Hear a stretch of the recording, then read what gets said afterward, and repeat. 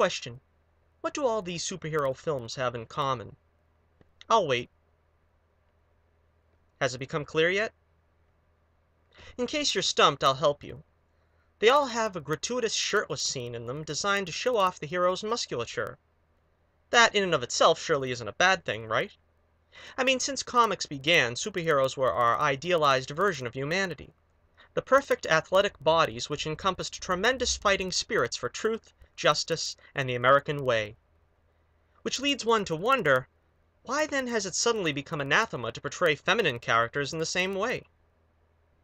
Isn't there something of a double standard when each and every male character in a superhero film, both Marvel and DC, has an obligatory shirtless scene designed to appeal to women, and gay men, while Supergirl is required to wear ridiculous black stockings to cover up her legs from the disgusting and dreaded male gaze? What about Wonder Woman being required to wear a skirt in her movie? Her costume looked alright and I had no problem with it, but it was only put there to appease SJWs who were afraid you might see her panties. But what they fail to understand is that Wonder Woman's costume is not an undergarment.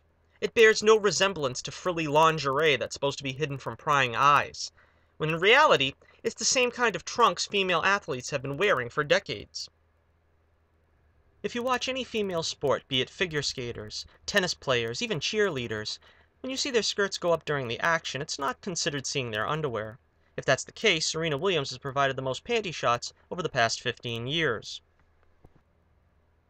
Why is it okay then in real life for female athletes to wear less restrictive clothing and not comic book heroines? In most respects, how is Power Girl's costume different than the typical gymnast's? Why is one acceptable and the other not? Volleyball players essentially wear bikinis, and I haven't seen the SJW crowd cause an uproar over the women being objectified. Since female heroines are being shamed out of wearing any costume showing more skin than the forearm, what we're being left with is a woefully generic catsuit on every female hero designed to remove any trace of femininity they might have had. Why are we allowed to glorify the male form and not the female? Some will undoubtedly go to the excuse that little girls need role models to aspire to, and giving them heroines with perfect dimensions are just begging for cases of anorexia and plastic surgery. But quite frankly, that excuse doesn't fly, otherwise it would be the same in reverse. What about the self-esteem of little boys aspiring to look like our heroes? Aren't we condemning them to a life of body shaming and roid rage? The fact is that I do care very deeply about women not being objectified, but in typical fashion, SJWs are picking the wrong fight. The same hypocrite who's afraid his 6-year-old daughter might become a streetwalker from seeing Black Canary in fishnet stockings would have a heart attack if you tried to take his porn away from him. Should we really be more concerned about a 6-year-old girl seeing Wonder Woman in her traditional costume, rather than her ability to get into the very lucrative porn industry a dozen years later? The hypocrisy is amazing. The traditional superhero in costume is harmless.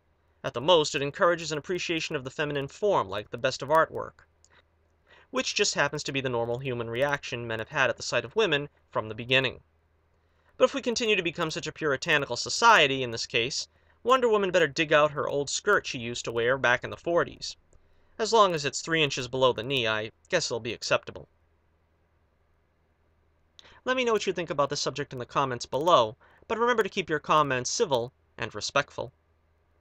This is Johnnie Torch stepping off from my soapbox, reminding you once again, keep the flame burning brightly, and I'll be with you again real soon.